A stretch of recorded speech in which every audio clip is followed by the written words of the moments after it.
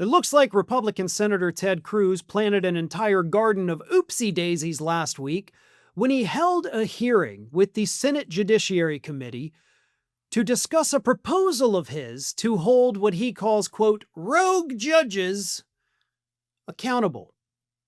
And by rogue judges, what Ted Cruz, of course, is referring to is any judge that rules against Donald Trump. Specifically, Cruz singled out two Democratic president-appointed federal judges, Judge James Boasberg and Judge Deborah Boardman, who, of course, have repeatedly ruled against Donald Trump, as they should, because that's what the law requires.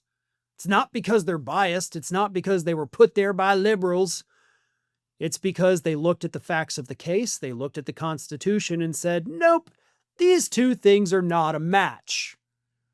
But in the Ted Cruz worldview, that means you're a rogue judge, so his proposal would actually make it easier for the Senate to remove, through impeachment, these so-called rogue judges.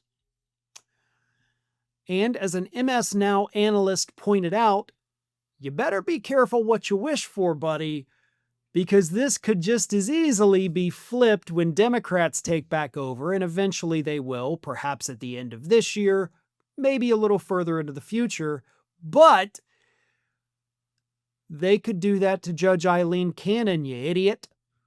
Because if any judge in this country has shown that they are not siding with the law and just siding with the guy who put them in power, it's Judge Eileen Cannon.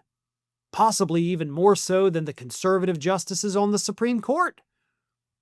Here is what MS Now analyst Jordan Rubin had to say.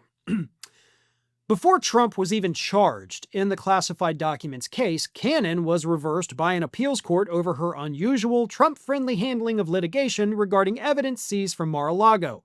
She then proceeded to handle the criminal case in weird ways that benefited the defendant who put her on the bench.